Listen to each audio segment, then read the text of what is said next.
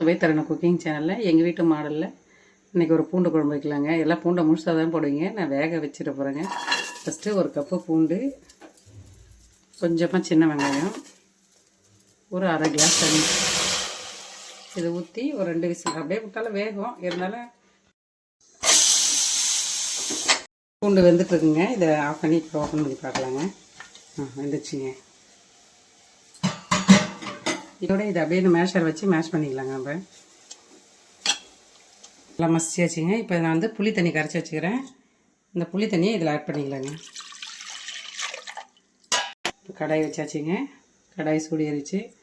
எண்ணெய் ஒரு 2 குழிக்கரண்டி அளவுக்கு, இது எண்ணெய் தான் தேவைப்படும். நீங்கள் நல்லெண்ணெய் கூட சேர்த்துக்கலாம். நான் கோல்டு நிறைய சேர்க்குறேங்க. எண்ணெய் காஞ்ச உடனே இப்போ கடுகு போட்டுடலாங்க. கருவேப்பிலை சேர்த்துக்கலாங்க. சின்ன வெங்காயம் ஒரு 2 கையளவு நறுக்கி வச்சுருங்க. அதை சேர்த்துக்கலாம். இது சின்ன வெங்காயம் தாங்க நல்லாயிருக்கும். அது கூட ஒரு சின்ன தக்காளி, இது தக்காளி ரொம்ப தேவைப்படாது, கொஞ்சமாக சின்ன தக்காளி இன்னும் பொடியை கட் பண்ணி சேர்த்துக்கலாங்க. எல்லாம் வதங்கிச்சிங்க வெங்காயம் தக்காளி. இப்போ இதில் உப்பு சேர்த்துக்கலாங்க. அடுத்து வந்து மஞ்சள்தூள் 2 நிமிஷம் இதை வதக்கலாங்க.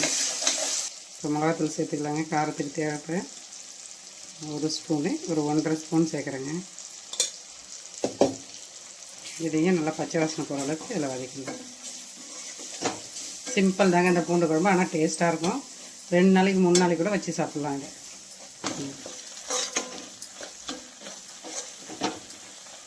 இப்போ புளி தண்ணியும் அந்த பூண்டும் கடைஞ்சி வச்சுருந்தீங்களா, அதை 2 ஒன்று சேர்த்துட்டேன். ஒரு நெல்லிக்காய் சைஸ் தாங்க புளி ஊற வச்சுருந்தேன் நான். இப்போ இதில் சேர்த்துக்கலாம். குழம்பு ரெடி ஆகிடுச்சிங்க. பாருங்கள், நல்லா கொதித்து எண்ணெய் பிரிஞ்சு வந்தது பாருங்கள். பூண்டு முழுசாக போட்டால் கூட பசங்க சாப்பிட மாட்டேன்னு சொல்லுவாங்கள்ல, இந்த மாதிரி நீங்கள் வேக வச்சு கடைஞ்சி ஊற்றிட்டிங்கன்னா பசங்க விரும்பி சாப்பிடுவாங்க. வாரத்தில் 2 நாளைக்கு இந்த பூண்டு குழம்பு சேர்த்திங்கன்னா முட்டி வலி, கால் வலி இதெல்லாம் வராது. வாழ்வுக்கு நல்லது ரொம்ப. ஹார்ட் ப்ராப்ளம்ங்கிற கூட இதை சாப்பிட்லாங்க.